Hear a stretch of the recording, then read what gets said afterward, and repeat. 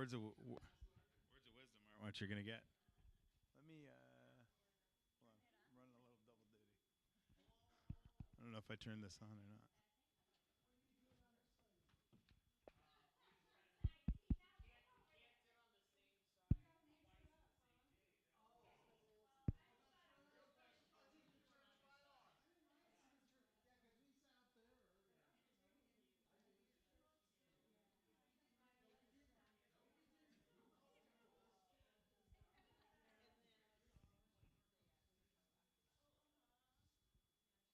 All right, let's get started. So, like we said, doing this is really make sure everybody's on the same page, even if it's just the most of the same of us in this room. I know there's been a few people who have asked me about it being online, so this is for posterity also, so everybody knows kind of where we're doing, what we're going, and a part of the process. So, let's go ahead and just pray before we start. God, we just ask that you just be with us during this time. God, that we can celebrate the things that you've already done and know that you still give us so much hope and vision for the things that you're going to continue to do here at Saving Grace. And just let it be a time of reminiscing of all the good, God, and that stirs up what we know is coming next. In Jesus' name, amen. All right, so the what and the why. So again, we know we've gone. So Troy was talking about like losing track of time of like how long we've been doing this or not doing this, and it feels very, very long and also very, very short. So we haven't even done a year since like the launch service, which was May.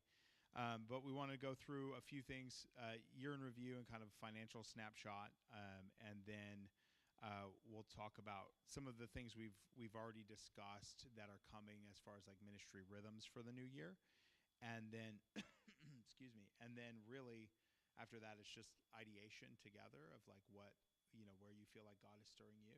And then we will pray together around the building, and then we will eat. So and no matter how long all those things, at the end we get to pray and we get to eat. So that's all we need to worry about. So we'll start by going through the financials. Do you want to walk through them, Troy? I'll give it to you.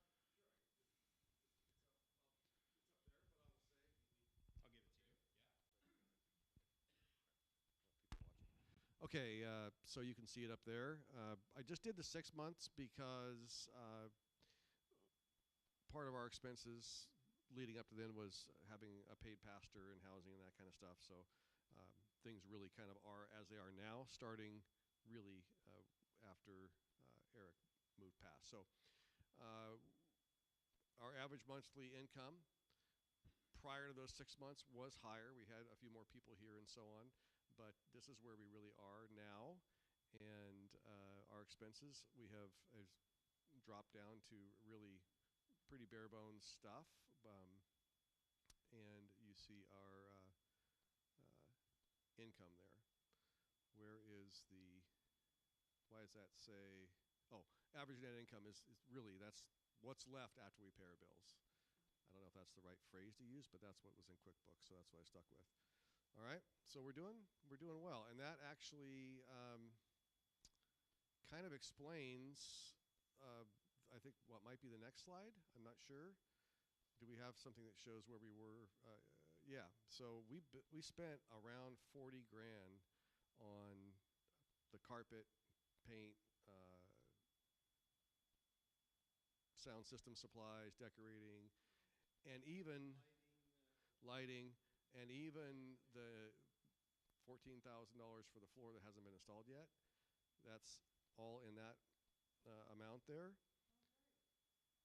And shockingly, from 12 months ago, our balance, you see at the very bottom, starting balance 288, ending balance 280.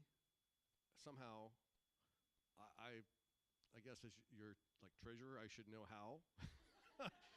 I kept checking it over and over again. Something's got to be wrong because we spent all this money, and I know that our inflow has been lower, but as it turns out, when you actually go through and do the averages and so on, it works out. So QuickBooks said that. I did a hand count of all the accounts and compared, and that is exactly right. So that's pretty amazing. praise God for that. Yeah. Yeah. Well. Yeah. Yeah. So Yeah. So thank you for your faithfulness in giving, because it's definitely not going off into nothing land. It's paying the necessary bills, and it's helping us really pay for all of this. Yeah. Yeah. I don't know. What are your questions? I do have my computer, so I can open it up and answer any like specific questions. Just know that I'm not. No, we are not. We still owe about $4,000 from last month, and then it's 13% per month that we pay, and I think I shared at the last meeting that we had. The first part of that, funding the mission, is most of it. That's pretty easy to pay now that I figure out how to do that. So that's up to date except for this last month. The other part of that 13%, you have to go into there's some different method that you do it, and I still haven't figured it out. So that is behind. But even with that, we're still way ahead. Yeah. Oh yeah, we absolutely have the money to pay it. Yeah. Yep. What other questions do you have? Nothing from the finance guy at the very end? Okay, they do. Okay, good. All right, then there you go. Because I'm not a finance guy, but yeah. Um, uh, yeah. Honestly, all of our bills are like automatically paid, and so I just have to pay attention to that. And then when the few people that have debit cards, when they use their debit cards, they send me a copy of the receipt. I just got to make sure that matches what hits the account. I will say one thing I'll share is that the person who does the QuickBooks is no longer doing that. And so if you actually look at how what funds things are flowing into, or what expenses are coming from, they're blank spots because they haven't been allocated to those right spots. And I haven't figured out yet how to do that. So once I do, or we get someone to replace, then those will, yes. Oh, you know what? That would be awesome. I'm sure that you are. But that would be cool. We could grab lunch. I could really, yeah, that would be great. Because I feel like, honestly, right now where we are, it's not that complicated. It's just knowing how to do that stuff. And so I don't think there is really any need for someone outside to do that, as long as we have an outside set of eyes checking my work at some point, which might be another good thing for you to do every once in a while. But thank you. Look at it. Yeah, and so she was that person, but we haven't talked to her since September. So, okay. Any other questions? Um, it, it's it, yeah. She was doing it voluntarily on behalf of someone who used to attend here, and she just stopped answering messages, and it turns out there's maybe a history of that, not for any like nefarious reasons, just she's overwhelmed, and yeah. Yeah, yeah, absolutely. Especially as a volunteer too. Thank you, Troy. Well, that was the highlight. So, yeah, when you start and end at almost the same finances nowadays, that's pretty good. Pretty good point. The thing I wanted to make sure to mention though is you like when we ask, we were talking about this at dinner the other night. Like this community, not only in this building, but the community itself, like shows up when we need something or we have a need, which is not that normal. Not saying people don't try to provide, but there has not been a financial need we've come up against where it hasn't been met, and met very quickly and without question. And like that's God's provision, right? Like that is something that I think everybody has really adopted here, because the other thing is faithfully giving means we don't ask, we don't say anything on Sunday morning right now. We have not for almost a year about giving, which means people are giving because they understand why they give their tithe and why they do that. And I'm not saying there won't be times where we don't talk about it, right? As an educational standpoint of what that is. But to have a community that deeply understands it already, to know that this is how we do this communally is an incredible blessing. So thank you for that. Uh, so year in review. So this is where we're going to talk about things you've seen God do in this community and in your own life. And so Mary Jane had said like a round table, but however you want, whether that's just give you the mic or whatever. But this really I want to be, I don't have any actual notes to it because I think it's really about how we've been able to move as a team. Of course, the highlight things of, Easter, community cuts, every event we've done speaks to my heart because we're reaching people outside of these walls. But there's so many things interiorly too. Like I think of all the games and stuff just for like Christmas together and like how we're doing things. Like all of those fill my heart with such joy. Like of just all the stuff we're doing. So this is open it to anybody that wants to say what they're doing. Mary Jane recommended this, so she's getting the mic first. Wow, where to start? Well, I'll just start what I'm involved in is Brookfield, which is just down the street, and those people are definitely marginalized. They're forgotten. Most of them probably on Medicaid and don't have family that come and visit them. And we went there for Easter and did the Easter egg hunt with them. And then we also went Christmas caroling, which they had been in lockdown for quite a long time. And that really meant a lot to them to have people come in and sing. And uh, Eileen made hats and things like that. And we give them little chocolate treats, and they really do appreciate that. So I think we've just done so many different things, outreaches. So. Oh, okay, let's see. Who do I want to talk about their stuff? Oh, you don't want me to call them out? I like calling all these guys out. Let's see who.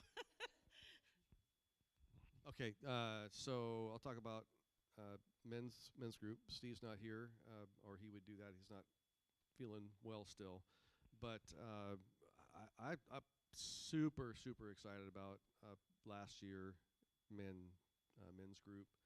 We've had a bunch of new faces that have never walked through the doors of this church come not just once or twice, but 3 and 4 times. And we did some, unconventional things. We had a bunch of teenagers playing Nirvana up on your worship stage during men's group. Okay, sorry if that's weird for you, but that got them. They gave them a reason to walk in here, and some of their family a reason to come and sit in here and listen and watch and so on. And so that kind of stuff was that was the point of this last year, is bring people in, help them not be afraid to be inside a church around Christians and that sort of thing. Pretty awesome stuff. We did Man Camp. The turnout was pretty small. We knew it was going to be small. We were questioning whether we should do it. We decided let's just do it anyway. And I think it was meaningful. I can tell you for sure, for me, to see my brother Corey sitting around the campfire with his youngest son Dylan, and watching his oldest son on the right there playing for the men and so on. Just amazing. If you just kind of know what that means for their family. So we gave them a space for that to happen and a safe place for that to occur. Pretty awesome. I feel like the men's gatherings that we did, including the breakfast and so on, were big for several people. I'll say one for my brother Corey again, who has now been clean and sober a year and 4 days. Praise God. That those connections have been really important, and which leads me to the next piece of I think what's important for Man Camp, which is reaching out and helping people. And so there have been several people who said, hey, I need a hand with this or that, and guys have stepped forward to do that. And one guy in particular who used to attend here, transitioning out of a halfway house back to his old home that was trashed by his ex. I mean, truly just destroyed and trashed. We had 5 different guys spend days over there hauling trash, tearing out sheetrock, painting, various things. And his place now looks like one of those flips that you see. I mean, Totally. And Corey was a big piece of that, both on the volunteer side, and then he ended up doing just some paid work as part of his continuing stuff there. So just seeing that kind of stuff going on, I think is just amazing, and we're looking forward to that this year. We haven't planned a man camp, but we're planning on doing some fishing outings and some other things like that. Um, that's the men's stuff. Who's next?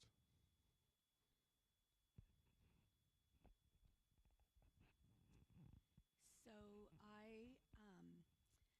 my son was a highlight of my life, and he was born on June 8th. So then I met my second husband, and his birthday was June 8th. So I had my husband and my son.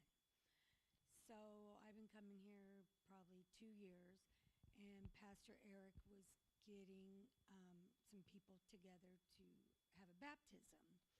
So I decided I was going to be baptized. Well, then that ended up being on June 8th. So I have June 8th is really special for me. Plus, I was rebaptized by Pastor Eric and my sister Sue. Yes, yes. Nice. Nice.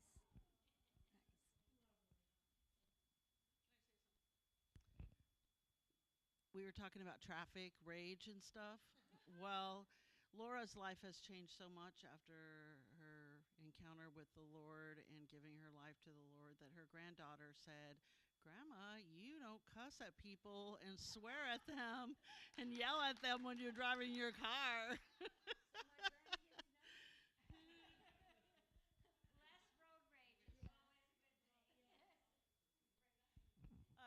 I was saying the other day, I think what's awesome is that we're opening the doors and letting so many other groups use the church.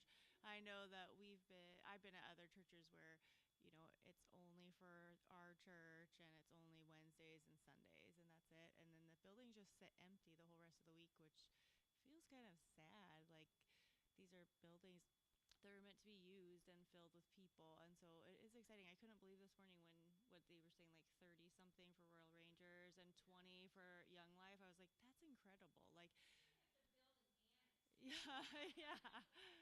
I was like, I think that's awesome that people feel comfortable coming here. People feel like this is a place that they can use, and like, what a blessing, even if it's not us, but yeah, yes, a secular one. Mhm. Yeah. Yes. Yeah.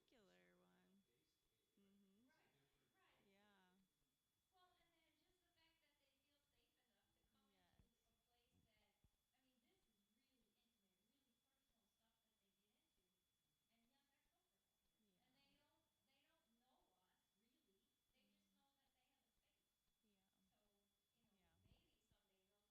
Yeah.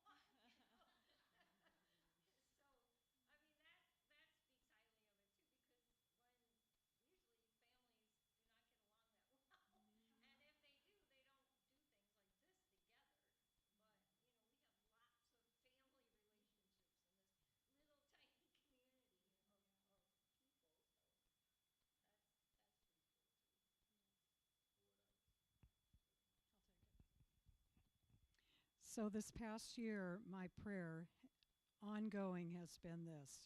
Please pray that the Lord will ignite our hearts with a passion to pray and seek God's purposes, His path, and His peace for our community. And we're seeing this before our very eyes happening in answer to these prayers.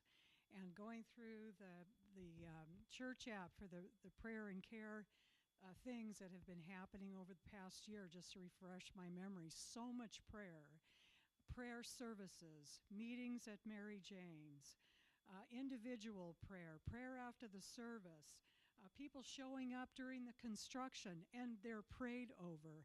Prayer is foundational, and it's been fueling all of this fabulous stuff that's happening in this church. And I'm so right. Sure. Yeah. Right. Right. And people are they're so willing to pray. And I'm just, my heart is very, very full because of that. And very honored to continue to serve in prayer. Yeah. Right. Right. Sure. Right. Yeah. Even this morning, when we were having this time of prayer this morning, some of you know that I'm in a lot of pain right now. I've got sciatic pain happening in my back and clear down my left leg to my foot, and it's about a level 8 pain. And I came here this morning, and Jen prayed over me and anointed me, and my pain is 50%, I'd say, less than it was this morning. Healing is happening. Prayers are being answered. Keep on praying.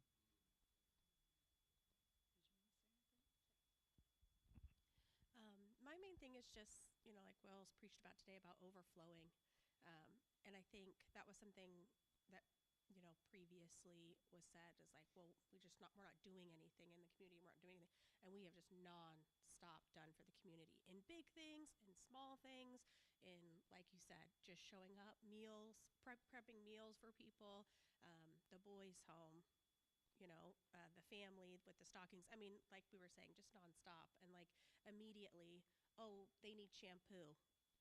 Boxes of shampoo out there. You know what I mean? Like immediately, so yeah. But I just think that's the point, right? The point is, yes, we come here to be in community, but then that's the point is we fill up, then we overflow into the community. Because if we are just inside these four walls staring at each other, we're never going to get there. That's not the point. You know what I mean? The point is to overflow and to continually keep moving and new ideas. How can we reach people? How can we show them Jesus? How can we, they always say, like, heaven can never be too full. So how can we keep filling it? How can we share the love of God? You know what I mean? And give us the opportunities. And usually it's hard. It's hard to get people to want to help.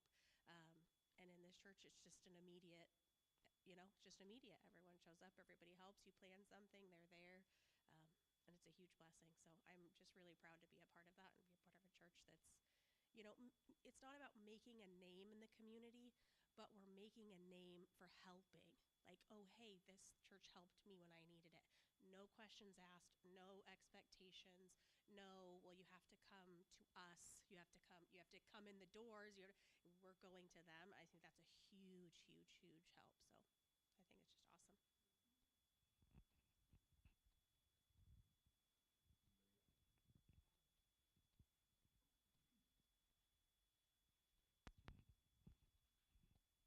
Okay, I'm going to go in a little different direction.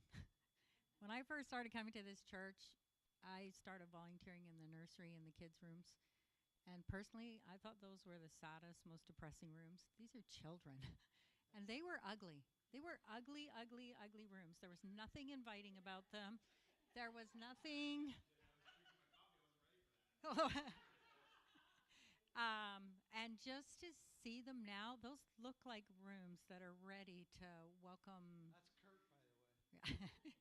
Welcome children. They're joyful rooms. You walk in both of those rooms, and they're joyful. And we needed those rooms to look like that, look like rooms that didn't look like we cared about kids before. Now it looks like we care about kids. So I did want to go that direction. Also, this sanctuary. When I first started coming here, I did love this church and I love the people, but I did not like this building. One too many Last Suppers, it just looked like grandma's house, and I didn't find that welcoming. And now it looks like a cheerful, sunny room. It looks like a welcoming room. It looks like a room that's ready for company. And so I know those are material things, but I think in this world that makes a difference too. You want it to look like you care. This building looks like people care and they're ready for company. So I love that. And on the boys' home, you know, Christmas, it's really easy to find a dolly for the little, cute little girl. And it's really easy to look for trucks for the cute little boys. But a lot of times, these older kids get overlooked because they don't look cute, they don't fit what everyone looks for at Christmas. But they were boys who really needed someone to love them, really needed someone to care. And not even just teenage boys that have been in trouble that a lot of people would rather overlook. And this church stepped up and loved on them like it was amazing. And I know Will says this a lot. We don't always see what happens, but I know without a shadow of a doubt that those hearts were touched and it made a difference, and it made a difference today, and maybe 10 years from now one of those kids is going to need somewhere to turn or need something, and they're going to know that God's community loves them, and hopefully that's where they turn. And that's a big one for me. What happened with the McLaren Boys Home was just a huge, huge blessing, and thank you to everyone. We were happy to help. Yeah. Yeah. Where's the community at? Okay. You probably can tell Scott's had some rough patches in his life and so on, and he has found a community of people that he feels absolutely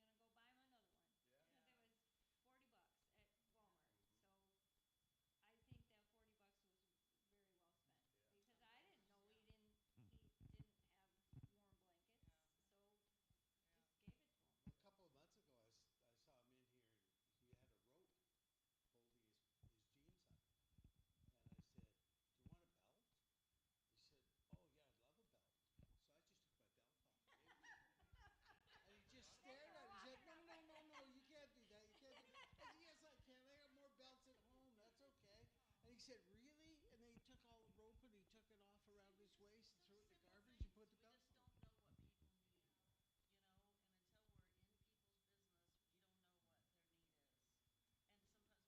safe before they can ask and say what they need. Simple things. I mean, things that we take for granted or throw away or don't ever use in our closets. They're shoved back in our closets that we need to get rid of.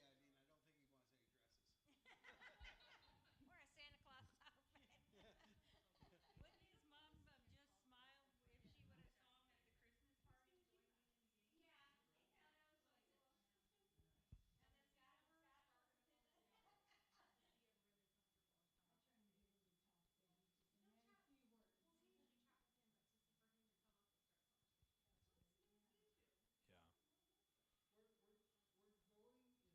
and come I up try and and say, get him to talk, but he just He'll very chat. few words. Well, we usually chat with him, but for him to come up and start a conversation, That's it's good. nice Yeah. to get into. Yeah. We're going in the right direction.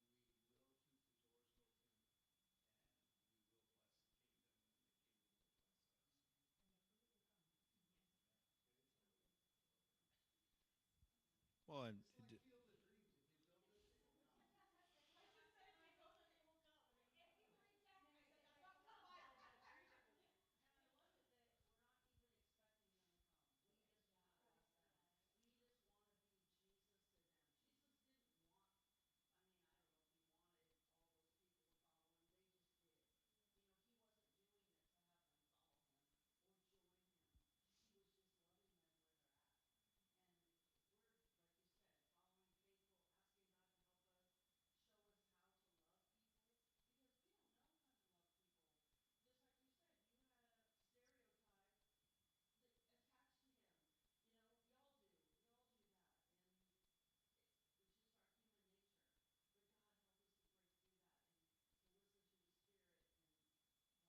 and to listen to the Spirit and love people where they're at. But I also want to say that he doesn't take advantage. There was one night they had food or something. I said, would you like to take some food home? And I started scooping food, scooping food. And he goes, oh, that's enough. And I said, well, would you like more? And he goes, no, because other people are going to need it too. So I'm just going to take this much. Like, even in the midst of all of that, he was aware that he wanted to make sure he would just fill up and just,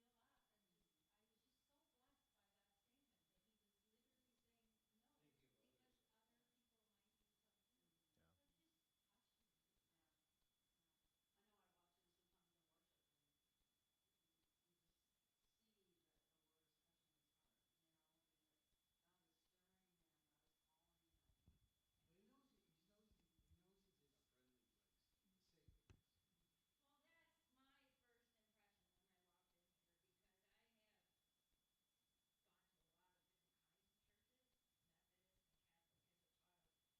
God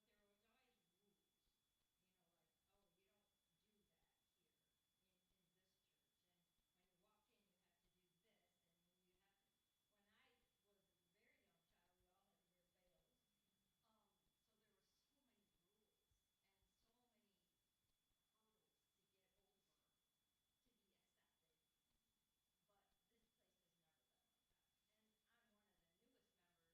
help us to see people through his eyes. yeah, Jesus sees all of them as lovely human beings, worth loving. worth loving. That's right, enough. I mean, he came for them, every one of them.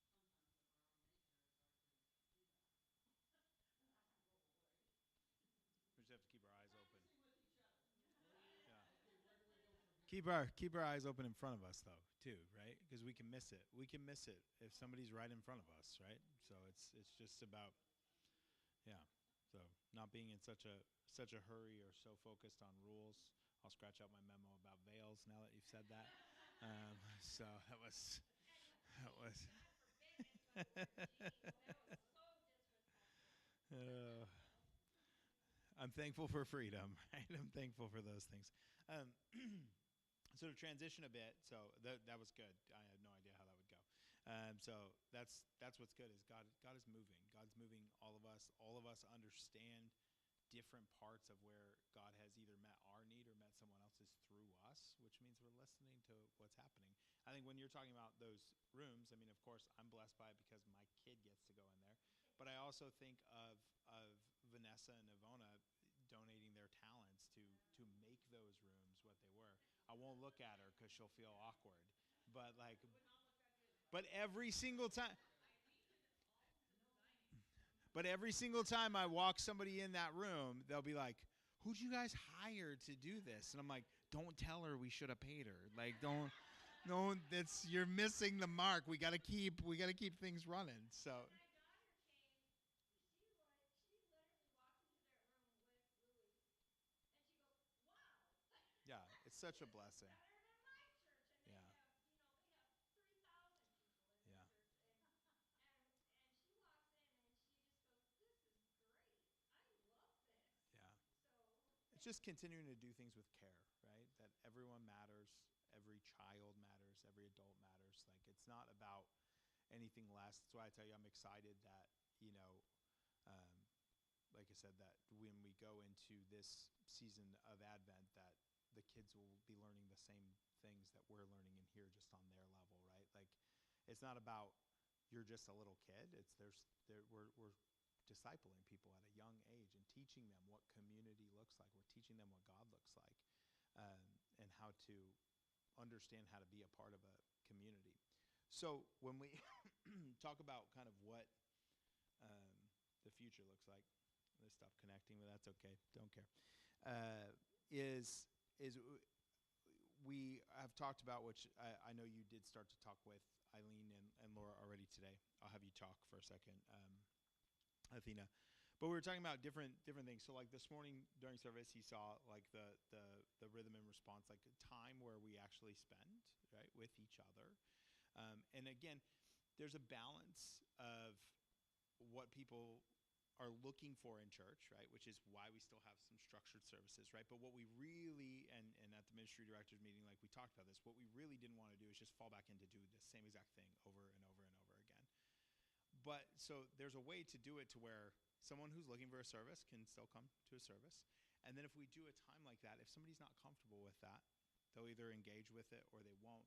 But what I don't want to do is leave those moments to not happen, right? Because somebody may not want to engage with that, right? Because I think what I saw this morning is more people do want to engage with that, right? And so, and hopefully over time where people see that and they see you're bearing each other's burdens, you're praying for each other, like this is natural in community and we should want to do that, then people will want to do that. So you'll start to see that at least once a month, right? And I promise to get shorter so that it doesn't take as long. But the other thing we'll do once a month is a bridge service. So we'll have the service last no longer than an hour, right? And that's everything. And then we're going to move into a community meal, and that's not us community meal, right? This is a place you can come chat if you want, if I lead you astray by what I sign you up for. So go ahead. Okay. So on Wednesday we had our leadership meeting, and then Curtis and I were talking on the way home, and we just both got really excited about the idea about one Sunday a month, so the fourth Sunday of the month starting March 22nd, we're going to do a community meal here at 11 a.m. And like Will said, that's not for us, it's for the community out there. So I think we're going to start posting on social media and stuff, letting the community know that there's going to be a hot meal here served at 11 for anybody who wants to come. And then the idea is that we'd like to, I know we talked about cleaning out the office and putting some shelves in there. And what we want to do is provide one grocery bag full of just staple items. So I know Will has a list of like staple items that the food bank said. So like maybe tuna fish, chili, macaroni and cheese, whatever.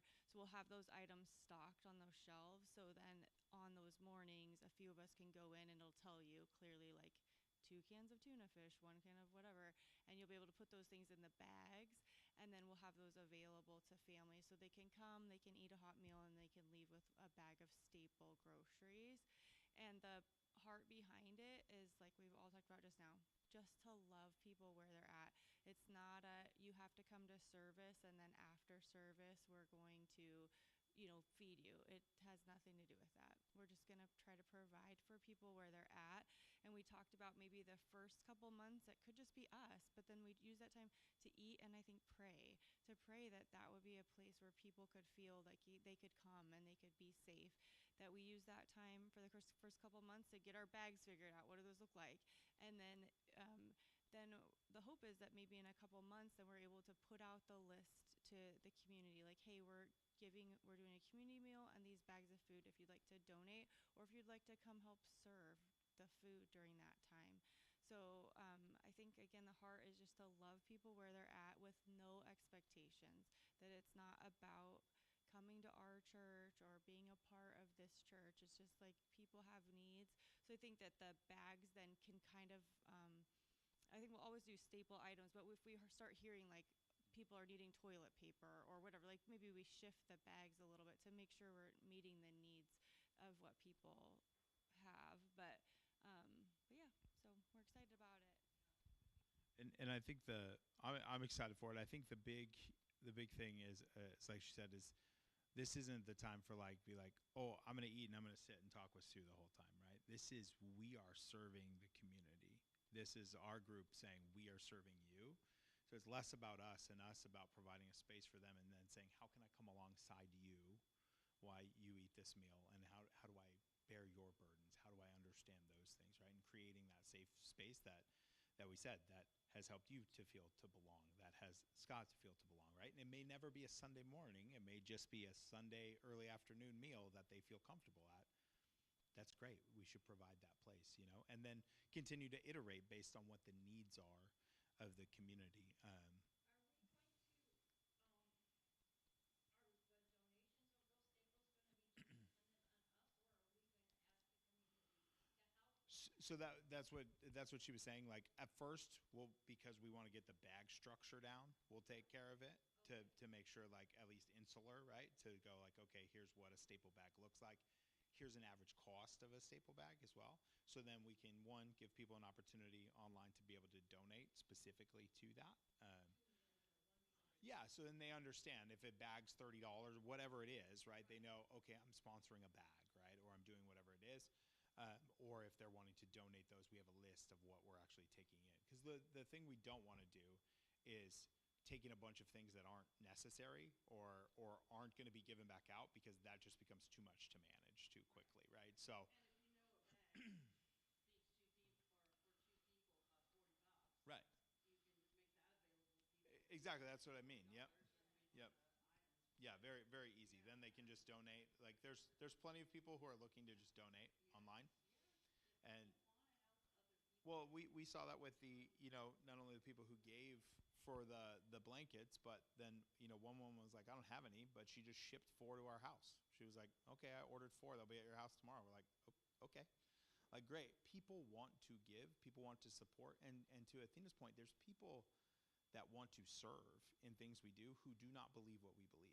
And I want to create space for them to come and serve here. Right? Belonging before believing is a key tenet of just how you are made up, right? You want to know that you belong somewhere. Yeah, there'll be people that, like you said, would never step into church, but they'll come on that 4th Absolutely. Sunday Yeah. to help serve a meal, a hot meal. Right. Yeah. This week, Mm-hmm. my sister looked for me, and this week I said, "I'm like, okay, this is my church." She's like, "I'm there." Right. Yeah, that's all. Yeah, she won't go to church here, but she'll write. Yeah. That is awesome. I think we're serving people in need of, the food, but we're also serving people in need of a place to belong. Exactly. Just Right. the ability to serve other people. Yeah. Well, it's just like it's like you said. There's no preconceived notions. There's no quid pro quo. We're not asking anything of anyone, and I think that's what God calls us to do. He says, open-handedly come to them, right? And we don't know what that returns because that part's not our business. Right? What's that one? Oh, that was. I figured it was a picture. I saw all smiles all of a sudden, and then I was like, oh boy. So there you go. That's funny. So then, just a couple other things as we go through the year. Of course, we'll start the planning for Easter and those things where we've seen it really impact the community, but also just interior. Like we talked about, we will have an Ash Wednesday service this year. Right, we'll talk about the Lent season. We'll do a study together as a community, and things where that's part of the training. That's part of the discipleship, right? It's not necessarily say you may read half of it and be like, I don't want to do any of that. I don't have anything to do with it. That's okay. But part of it is crafting what our identity is over time too, right? We have to identify, yes, we have our core values as a church. We have our core values of the Church of the Nazarene, but there's still an ethos that's being crafted in what the people inside this building identify as like, here's our go forward, right? And if we are on the same page, it helps guide that path so much cleaner, right? So that there isn't a bunch of miscommunication in the future around that. And it's never a bad thing to just learn more and more and more, right? So I look forward to that season. It sounds like my child's screaming out there, so that's fun. But so what I want to do now is just kind of talk about where, maybe what God is stirring in your spirit for this year, before we kind of enter a little bit of prayer with everyone. So Athena already shared, so there's that one. Yeah, go ahead. Miss Mary Jane inspired me the other day. She asked me to help her. Is it okay if I tell? Well, you already started, so. Well, I didn't make you Oh, sign I gotcha. An DNR NDA, or yeah. whatever it is about talking with adults. She said DNR. That means do not resuscitate. You mean an NDA? Yeah, don't. Yeah. Are you okay? I'm Yes, no stop right yeah. now. No, Or do you no, want me to? that's fine. Okay. Well, last Sunday, Mary Jane asked me to. She asked me if she could pick my brain about eating more healthy and becoming more healthy. Mhm. I would like to start something like either a walking club or an exercise club where we could all meet here and with our own mats or whatever. And I'm not certified or trained or anything, but I have been doing this for 40 years. So if I can share that information and help other people, I would like to do that. That's great. Yeah. No, that's awesome. I think that is part of this bearing each other's burdens, right? It's about saying like, where do you have experience that I'm looking to, attain, and how do I do that, right? That's what you kind of talked about this morning. It's like you look for the people who know how to do something you don't know how to do yet, right? Like, and that's what we keep doing. So that would be fantastic. Anybody else? I know kind of piggybacks on Athena's, but I would really like to move forward and see our food pantry out front, along with, doing the once a month. I've shared that Yeah. there's one not too far from my work, and Yeah. let me tell you,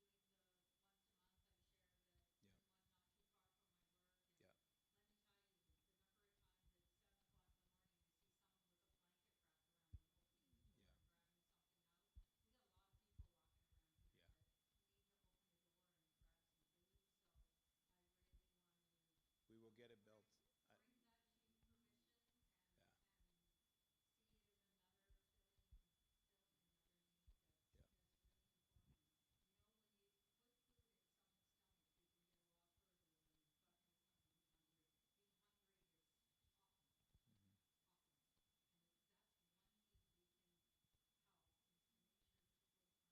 Well, and not only, like you said, that facility not only will let a person take food, but let but you also give. bring food too. Yeah. Mhm. Like, Yeah. and And even have a list of things in the that summer, are there. people drop off fresh produce. Mhm. I have lots of carrots. Yeah. Easy for 5 to see in there. Yeah.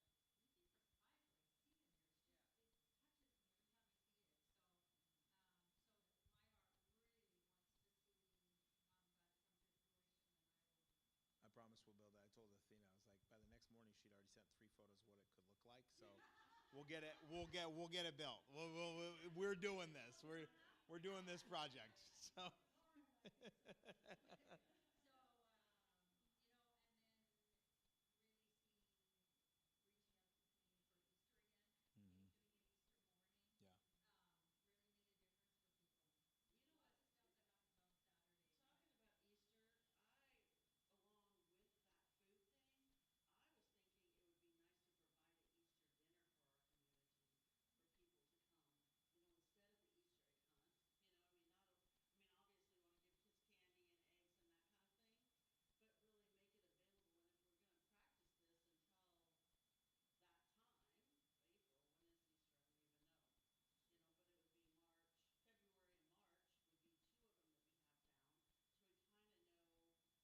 we're still going to do an April. We're still going to do an April meal. I mean, we'll still have a meal. No, I know that. Oh, okay. Oh,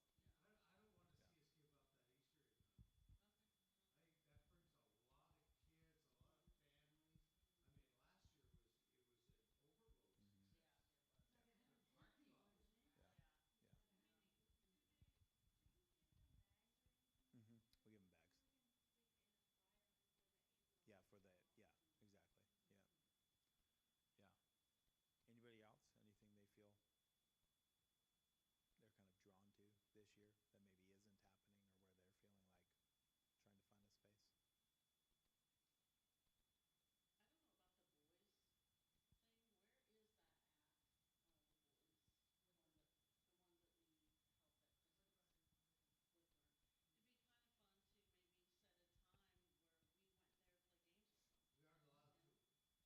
year it was an overload Mhm. success. Yeah, it was. Like The 150, parking lot was wasn't it? Yeah. Yeah. Was Yeah. it do we 150? give them bags or anything? Mhm. Too? We give them bags. So we can stick in a flyer for the April. Yeah, for the meal. yeah, exactly. Yeah. Yeah. Anybody else? Anything they feel they're kind of drawn to this year that maybe isn't happening or where they're feeling like trying to find a space? I don't know about the boys thing. Where is that at? The boys one that the ones that we help at Christmas. Whitmer. It'd be kind of fun to maybe set a time where we went there to play games with them. We aren't allowed to. Oh, you're not. They have No, a it's a water lockdown. cooler. They're literally prisoners. Right. Yeah.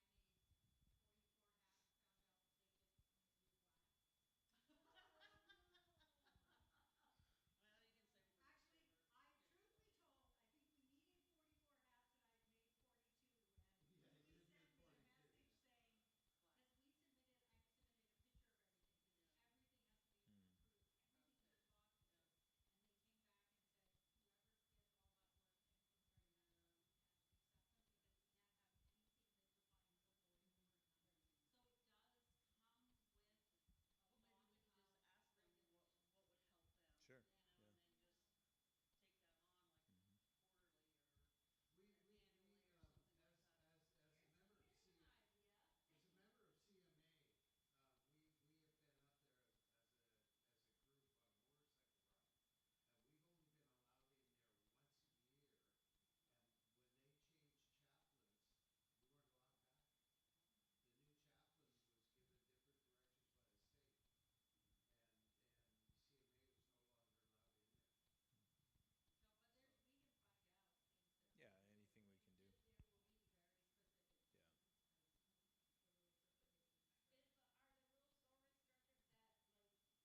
boys. Yeah, but it's still,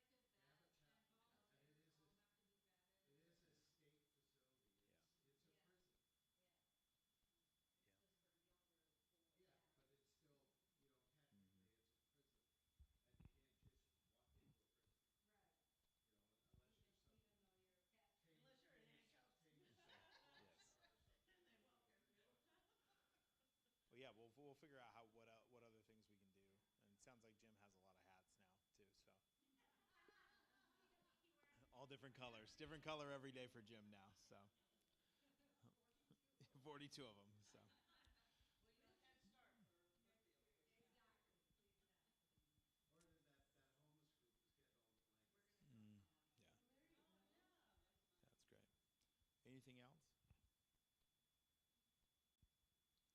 Well, what I'd ask is we'll pray together, kind of a little bit in silence for the next few minutes. But what I want you to pray how you want to pray. But over these next few weeks, I would ask you to just pray what God's stirring in your spirit. And that's not to say, oh, because I need to serve and do whatever this thing is. Like, what is He asking you to do to serve His kingdom, not serve this community, right? And then when you feel like you understand what that looks like, that's where you come to the community and say, like, here's what I feel like. Maybe you don't even have it well crafted. I just want to do this. And then let's figure out how to do that together. Like this should be organic. It should be what we continue to do based on who's in the community and based on who we're serving in the community, right? Different things there. So I'd ask that we just take like the next 5 minutes. It's right at 5, so till 5:05, and just, pray aloud if you want to pray aloud, or just pray to yourself. But just start at that place with God. How do I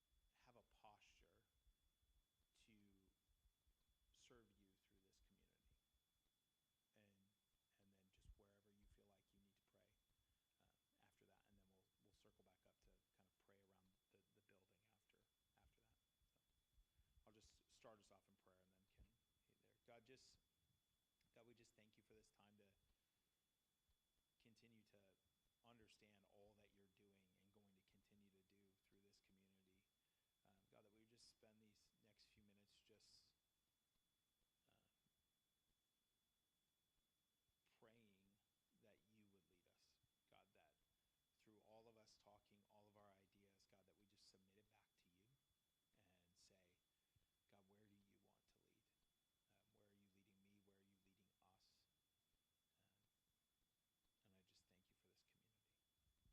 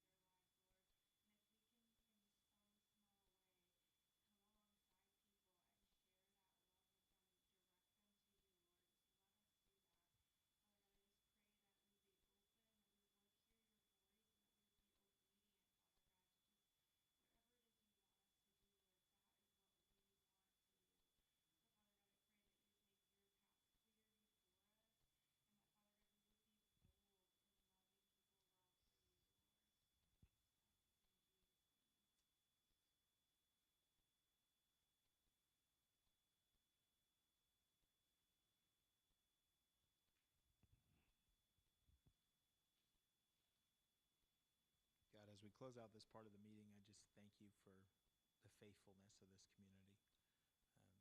And I just thank you for providing a place for us to do ministry, for us to love on people. I just ask that you continue to stir our spirit, spur us on to not just do the same old, but to find ways to actionably serve people and to always see who is right before us. God, that we look at the numbers sometimes and we're in awe of what you're doing, and we just continue to submit that back to you. God, because without you, it's all nothing. God, that we are using it for your glory.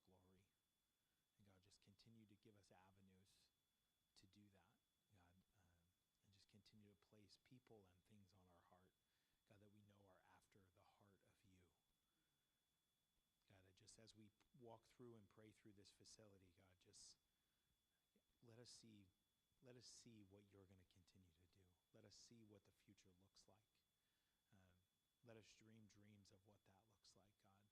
Not based on number of people, but based on impact for your kingdom, God. God, that we just don't lose sight of praying for all the groups that meet in here that aren't on Sunday morning, God. And God, that you would just let this be seen as a place through our community meals and through everything else that everyone has a seat at the table at Saving Grace, God, just as in your kingdom.